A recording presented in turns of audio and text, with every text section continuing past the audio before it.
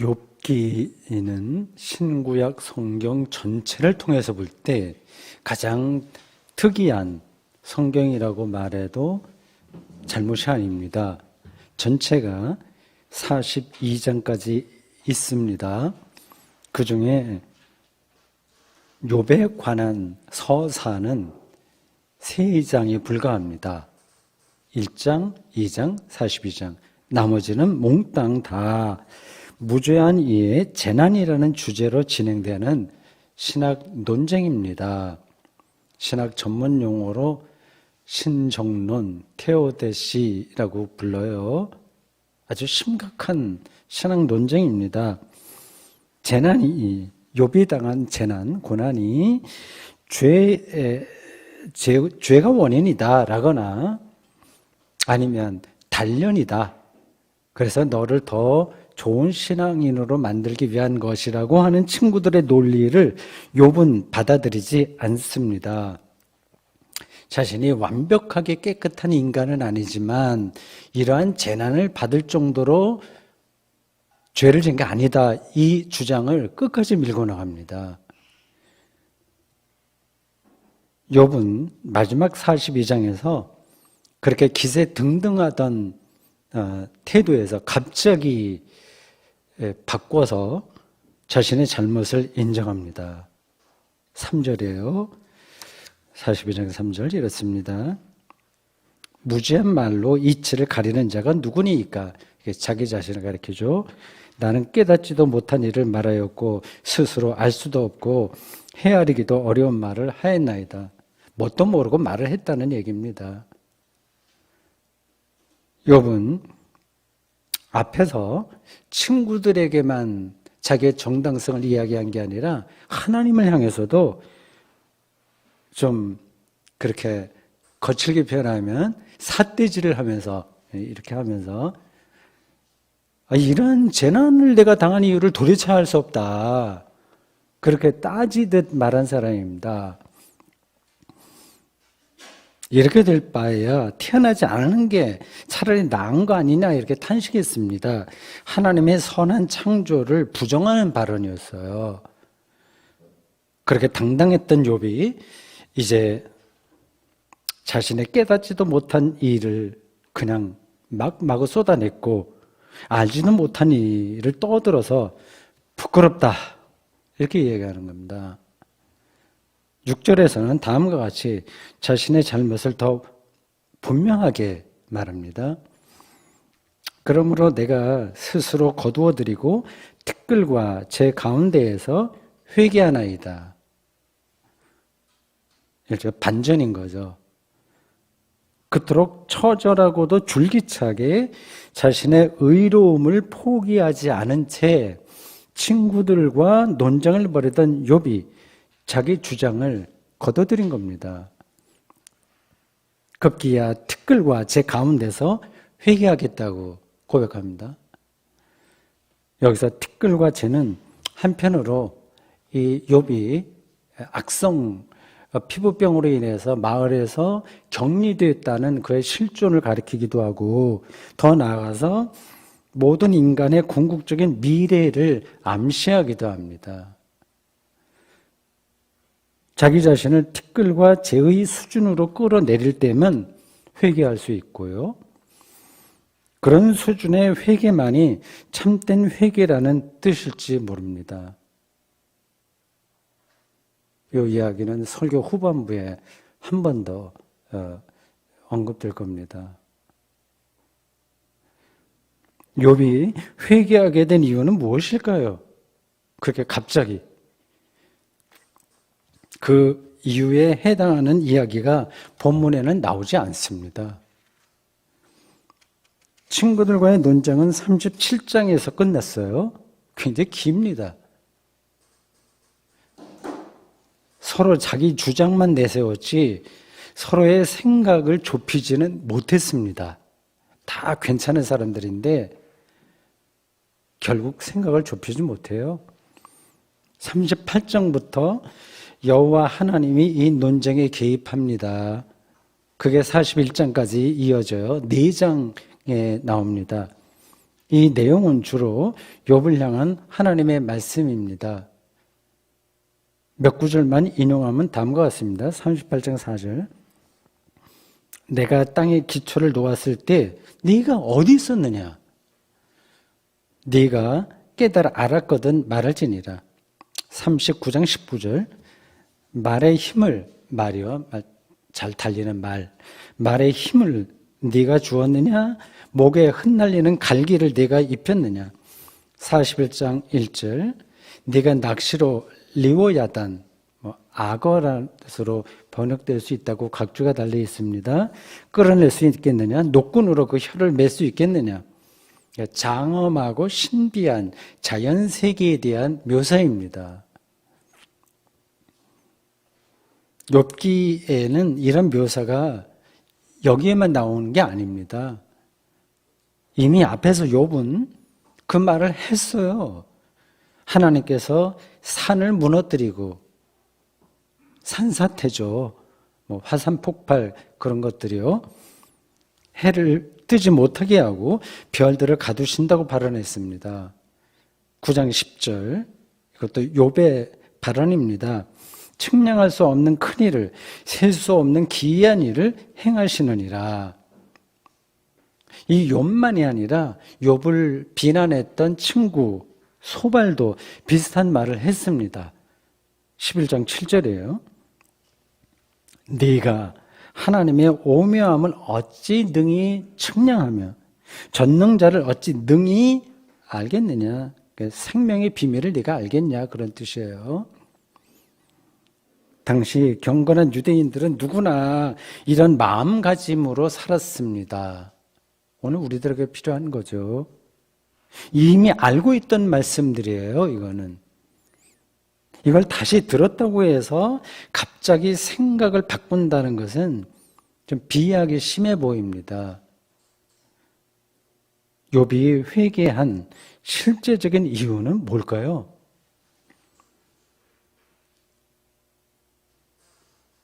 이에 관한 간접적인 단서만 찾을 수 있습니다. 이를 통해서 우리는 회개의 본질이 무엇인지도 배울 수 있습니다. 5절에서 욥은 이렇게 말합니다. 제가 보기에 이게 단서예요. 내가 죽게 대하여 귀로 듣기만 하였사오나 이제는 눈으로 주를 배웁나이다. 알쏭달쏭한 이야기죠. 욥은 하나님에 관해서 지금까지 듣는 수준에서만 알고 있었습니다. 고대 유대 선생들에게서 볼 수 있는 삶의 방식이에요. 지혜로운 사람들입니다. 한마디로. 하나님은 선하시고 전능하시며 말씀 안에서 사는 사람에게 복을 주시고 거부하는 사람에게는 화와 벌을 내리신다는 가르침이 그들의 역사에서 이어졌습니다. 우리도 보통 그렇게 살고 있어요. 그런 가르침을 구도적인 태도로 살아내려고 노력한 사람들이 랍비이고 바리새인들이고 서기관들이었습니다. 엘리트들이에요. 한마디로 당대의 지식인들입니다. 그들이 고대 유대 사회에서 주도권을 행사했습니다. 이런 사회 현상은 그 당시나 지금이나 마찬가지입니다. 수능시험이나 각종 임용고시는 그 사람의 지식에 대한 평가입니다. 그가 들어서 얼마나 알고 있나? 그걸 평가하는 겁니다. 좋은 평가를 받은 사람들에게는 특별한 사회적 권한이 주어집니다. 과거 제도의 영향 때문인지 모르겠으나 법조인들의 영향력이 우리나라에서는 유독 큽니다. 내년 대통령 선거를 앞두고 선두를 달리는 여야 대표자들이 모두 법조인들입니다. 이런 경우가 전 세계에 별로 없을 거예요. 현재 대통령도 사실은 법조인입니다. 국회의원도 법조인 비율이 가장 높습니다. 대한민국이 유달리 법치가 강해서 이런 현상이 벌어지는 건 아닐 겁니다. 오히려 법이 제대로 작동하지 않기에 법을 다룰 줄 아는 사람을 더 필요로 하는지 모르겠습니다. 대장동 개발 사건에도 고위 법조인들이 상당수 연루되었다는 데에서 이를 확인할 수 있습니다.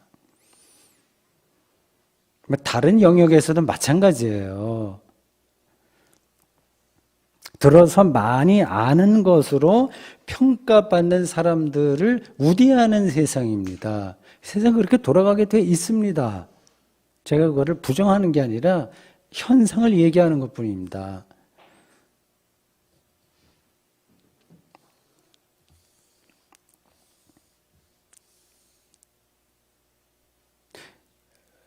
그렇게 들어서 아는 것으로만 평가받는 세상에서는 그 삶의 근본에 대해서는 생각하지 않게 됩니다. 사회적인 지위가 주어진 사람들만이 아니라 우리처럼 평범한 사람들도 들어서 아는 건 정말 많아요. 너무 많이 알아서 문제이기도 합니다. 저에게는 여동생이 둘입니다. 저와 바로 위에 누님 사이에 또 하나 누님이 있었는데 6.25 때 태어나서 죽었어요. 그래서 제 형제들 위에 3사람이 있고 저와 제 밑에 여동생이 둘이 있습니다. 6명인데 그러니까 중간에 빠졌으니까 나이 터울이 좀 지죠. 그래서 3명이 좀 친했습니다. 같은 세대라고 할 수 있습니다. 서울에 살고 60대입니다. 코로나19 사태 이전에는 가끔 얼굴을 봤지만 이제는 전화 통화만 가끔 합니다. 어린 시절을 함께 지냈기 때문에 서로 통하는 정서가 많습니다. 동생들과 함께 어울리는 시간이 이제 재미있습니다. 학력이 높지 않은 평범한 60대 여성들인데도 대화하다 보면 아는 게 정말 많다 하는 걸 느껴야 됩니다. 문화, 예술, 과학, 세상 돌아가는 이치와 현상 등등을 속속들이 다 압니다. 여러분들도 아는 게 많을 겁니다. 요즘은 인터넷 시대라서 의학이나 물리학이나 철학 같은 전문 분야도 얼마든지 우리가 공부할 수 있어요. 아는 게 너무 많습니다. 그런데 그런 지식과 정보를 근거로 해서 지혜롭게 사는 건 괜찮죠. 그렇게 살아야 되지 않겠습니까? 아는 게 많으면 좋잖아요. 문제는 어떤 정보나 가르침을 들어서 안다고 해서 우리가 실제로 그 삶의 세계 안으로 들어가는 게 아니라는 사실입니다. 이걸 느끼는 분들이 계실 거예요. 삶의 도구화로 삶을 이용하는 거예요. 좋은 뜻으로도 그렇습니다. 삶의 도구화로 인해서 알면 알수록 더 교만해지고 그걸 이용해서 자기의 이속을 챙길 수 있습니다. 아는 게 많은 사람이 더 위선적이고 더 악하다는 게 아니라 많이 알지 못하는 사람과의 삶에서 큰 차이가 없다는 겁니다. 거기서 거기에요. 그러니까 일반 노동자, 막노동하는 사람이나 대학 교수들이나 삶의 근본에서는 큰 차이가 없다는 것을 여러분들이 아실 겁니다. 그런 지식이 무슨 소용이 있겠습니까? 그런데 세상은 거기에 매달려 살게 하거든요. 하나님에 관해서도 마찬가지예요. 교회에 어느 정도 다닌 사람들은 하나님에 대해서 아는 게 너무 많습니다. 교회 정치에 발을 들여놓은 평신도 지도자들은 교회 법도 잘 알아요. 목사들은 이런 분야에서 전문가들입니다. 평생 동안 성경 공부 지도하고 설교하니까 아는 게 오죽 많겠습니까? 자기가 아는 내용을 성실하게 가르치면서 평신도 지도자나 목사 역할을 감당하는 건 건전합니다. 덕스럽습니다. 그렇게 들어서 안다고 해서 신앙이 저절로 깊어지는 건 전혀 아닙니다. 욥이 고백했듯이 무지한 말로 이치를 가리는 자가 될 가능성이 높아요. 저를 포함해서 하는 얘기입니다. 깨닫지도 못한 말을 하는 거예요. 내가 이만큼 안다는 그 생각에 떨어지는 겁니다. 스스로 알 수도 없고 헤아리기도 어려운 일을 말하는 자가 될 가능성이 아주 많습니다. 그저 오늘 본문 표현대로 귀로 듣기만 한 사람이에요. 욥과 그 친구들이 온갖 논리와 미사여구로 하나님을 말했으나 교훈 영색이죠. 실제로는 하나님을 알지 못한 것 같습니다.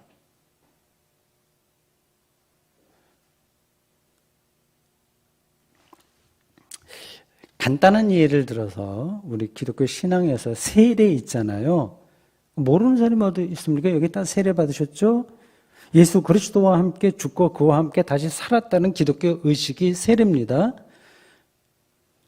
세례로 시작하는 기독교인의 삶은 새로운 피조물로 사는 겁니다. 전혀 새로워지는 피조물이에요.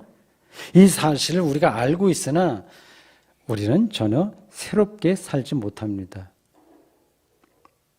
자기를 죽은 자로 여기지를 못해요. 이상하죠? 세례받으면 죽은 사람인데 이전 것을 지나간 건데 거기에 매달립니다. 자기의 약점에 대해서는 계속 부끄러워하고 자기의 괜찮은 점은 계속 그걸 이제 사람들에게 보이려고 합니다. 약간만 자존심 상하는 말을 듣거나 좀 업신여김을 당하면 화가 나서 못 견딥니다. 우리가 세례받았다는 증거가 실제 삶에서 전혀 나타나지 않는다는 겁니다. 그냥 일반적인 예를 하나 더 들면 죽음입니다. 세례와도 연관되는 거죠. 누구나 곧 죽는다는 사실을 우리가 다 알아요. 근데 실제로는 그걸 모르는 듯이 대단히 태평스럽게 우리가 삽니다. 아무리 하나님에 관해서 많은 내용을 안다고 해도 아무리 많은 처세술과 교육 방법론을 알고 말한다고 해도 귀로 듣는 수준에서 산다면 그게 무슨 소용이 있겠습니까? 그냥 똑똑하게 살았구나. 우리 인생 그렇게 잘 살았네. 그 정도겠죠. 그런 수준에서는 삶의 근본 문제가 해결될 수 없습니다. 욥과 친구들의 논쟁에서 보듯이 말만 많고 깊은 깨달음은 없습니다. 속된 표현으로 저 잘난 맛에 사는 겁니다. 약간 포주만 다르게 하는 거죠.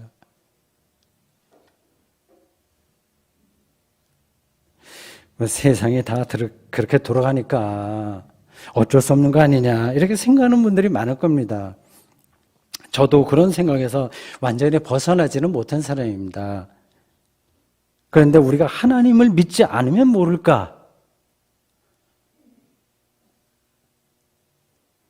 믿는다면 그런 삶에 머물러 있을 수는 없지 않습니까? 소꿉놀이에 떨어져서 싸우고 사는 어린아이들처럼 우리 인생을 다 보낼 수는 없는 거 아니겠어요? 우리가 하나님의 구원과 안식과 평화를 구하는 사람이라면 당연히 새로운 차원의 삶으로 매일 한 걸음씩 나가야 됩니다. 영적 성숙의 길로 들어서야 됩니다. 그런 길을 같이 간다면 우리는 영적인 도반들입니다.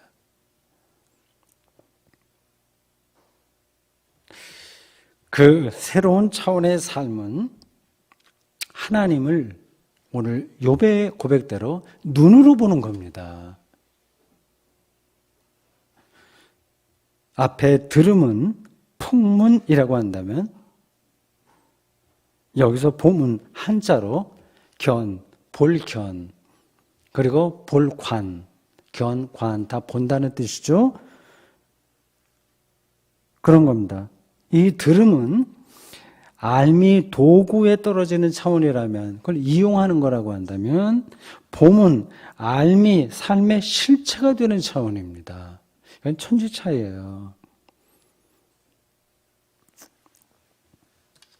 선성 불교 전통에서는 이런 봄의 차원을 벼랑간 깨닫는다는 뜻의 돈오 개념으로 설명합니다. 예를 들어서 우리 집 근처에도 대나무가 많은데 대나무 숲속에서 들리는 바람 소리를 들으면서 혹은 지붕에 기와장이 떨어지는 소리를 들으면서 그 순간에 우주와 자기의 존재론적 신비를 깨닫는 사건을 가리킵니다. 돈오라고 그들은 표현해요. 신구약 성경에도 그런 사건이 많이 나옵니다. 한두 가지 예를 들면 이런 거예요. 여러분이 잘 아는 것들입니다. 모세는 호렙산에서 하나님을 경험하죠. 불붙는 떨기나무에서요. 그런 게 돈오의 경험이에요. 바울은 다메섹 도상에서 부활의 주님을 만나죠. 그런 경험을 계기로 그들은 완전히 새로운 삶의 차원으로 들어간 겁니다. 그냥 부러워요. 그런 사람들 보면. 시인들도 시마가 떠나면 시마, 시, 귀신, 마귀 그런 뜻인데 어떤 시적인 영감 그런 것들이죠. 그 떠나면 시를 쓰지 못한다고 합니다. 그래서 그때는 이제 절필하고 있다가 이제 시마가 돌아오면 영감이 돌아오면 그걸 기다린다고 하죠. 이런 말들이 혹시 여러분들에게 허황되게 들리시는지요? 옛날부터 사람들은 아주 쉬운 일상으로 설명하면 구름을 보면서 삶의 궁극적인 의미를 생각했습니다. 늘 보잖아요, 우리가요. 구름은 잠시 나타났다가 사라져요. 구름 모양을 일정하지 않고요. 순간마다 변합니다. 구름을 그냥 재미있는 대상으로만 바라보는 사람이 있고 자기 삶을 구름과 같다고 절실하게 깨닫는 사람이 있습니다. 깨닫는 사람은 자기에게 어떤 일이 닥칠지 두려워하지 않습니다. 아무리 인생을 화려하게 산 사람이 있다고 하더라도 구름이 변하듯이 변해버리는 거니까 부러워하지 않는 거예요. 세속 권력과 건강과 미모를 부러워하지 않습니다. 구름과 같은 거니까. 실제로 그러니까요. 모두가 곧 티끌과 재로 변하기 때문입니다. 아주 엄중한 사실이잖아요. 이 엄중한 사실을 아는데도 거기에 연연해서 사는 이유는 우리가 그 사실을 봄이 아니라 들음의 차원에서만 알기 때문입니다. 그렇다면 어떻게 봄의 차원으로 우리가 들어갈 수 있을까요? 어떻게 들음에서 봄으로 회귀할 수 있을까요? 우리는 세상살이와 기독교 신앙에 대해서 대충 알만한 것은 다 아는데도 왜 회귀하지 못할까요?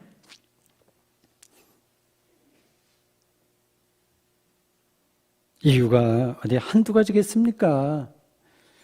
각자 그런 문제의식을 안고 살다 보면 답을 얻을 수도 있고 또는 전혀 그 근처에 가지도 못하고 죽는 사람들이 있겠죠. 아예 질문조차 하지 않는 사람들이 더 많긴 합니다. 욥이 티끌과 재 가운데에서 회개한다는 표현에 따르면 우리는 죽어야 회개하게 될 겁니다. 생명이 무엇인지를 그제야 죽어야 죽는 순간에 가서야 절감하게 된다는 뜻입니다. 우리 기독교인들은 죽기 전에 회개하고 싶은 사람들이에요. 죽기 전에 하나님을 풍문으로 듣는 데 만족하는 게 아니라 보고 싶은 사람들입니다.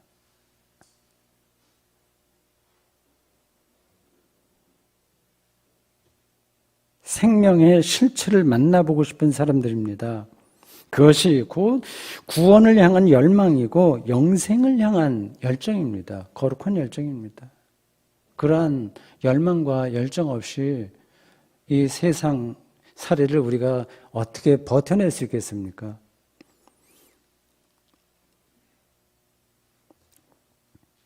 저는 여러분들에게 신약 성경에 나오는 인물 중에서 하나님을 본 사람을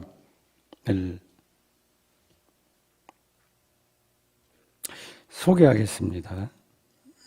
두 사람이에요. 그들의 경험은 욥처럼 이제는 눈으로 주를 배움나이다와 같은 겁니다. 한 사람은 요한입니다. 요한복음을 기록한 이 사람은 예수님과 제자 빌립의 대화를 이렇게 전합니다. 빌립이 하나님을 보여달라고 예수님에게 요구해요. 예수님은 그에게 이렇게 대답합니다.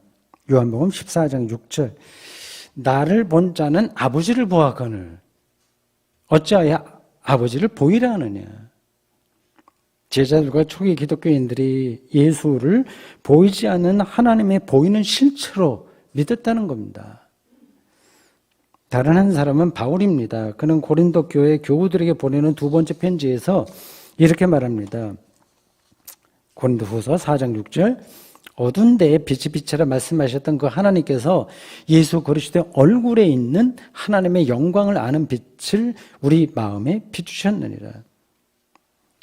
이 구절에서 하나님의 영광은 하나님의 하나님 되심을 가리킵니다. 그냥 하나님이라고 생각해도 됩니다. 이와 비슷한 문장이 신약 성경 곳곳에 있습니다. 이런 문장이 가리키는 것은 제자들과 초기 기독교인들이 예수 그리스도에게서 하나님의 본질을 경험했다는 뜻입니다.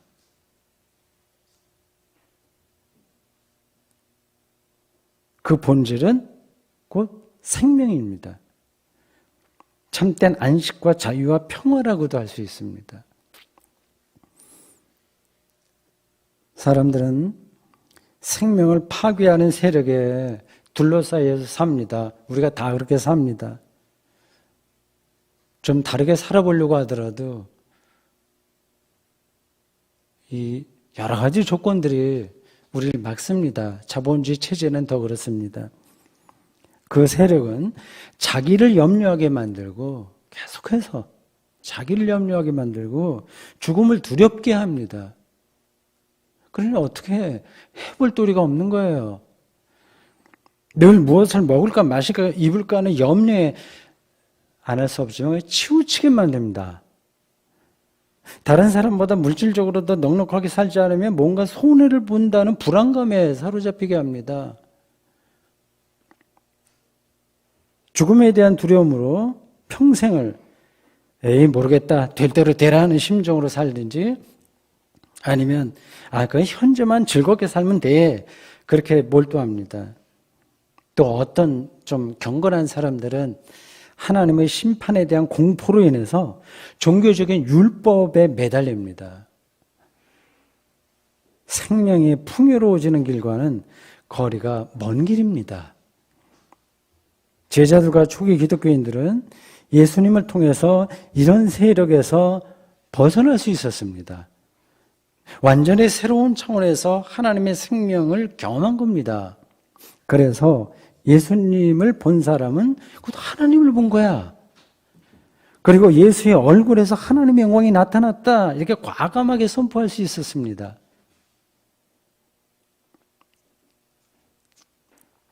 이런 신앙 경험이 무엇인지를 제가 교회에 다니지 않는 사람들도 이해할 수 있는 방식으로 설명해 보겠습니다. 뭐 대단한 건 아닙니다. 다 알고 있는 겁니다. 일상에서 살아있음을 충만하게 그리고 리얼하게 경험하는 겁니다.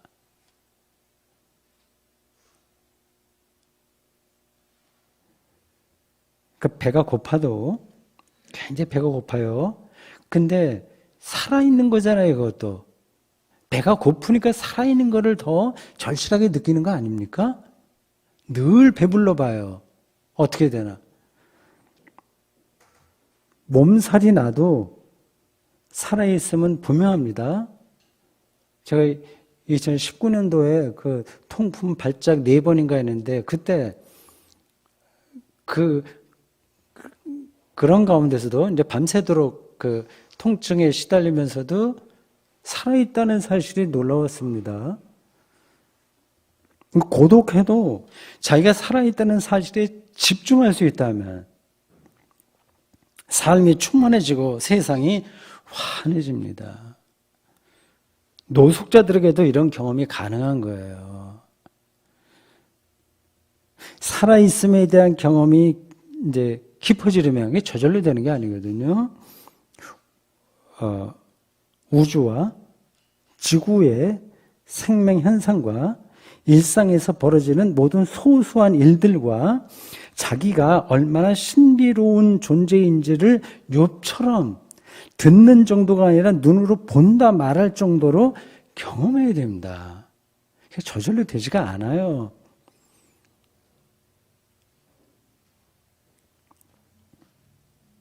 혹시 지금 여기 나오신 분들이나 유튜브로 듣는 분들 중에서 지금 내가 멀쩡하게 좀 살아있는데 저 목사는 왜 살아있음을 경험해야 된다고 말하는 걸까? 이상하게 생각하는 분들은 안 계시겠죠.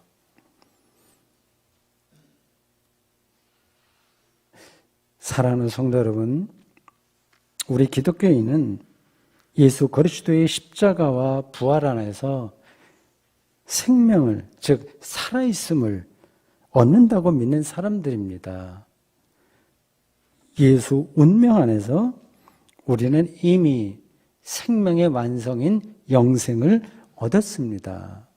이 사실을 듣지만 말고 보는 데까지 밀고 나가십시오. 그게 바로 회개입니다.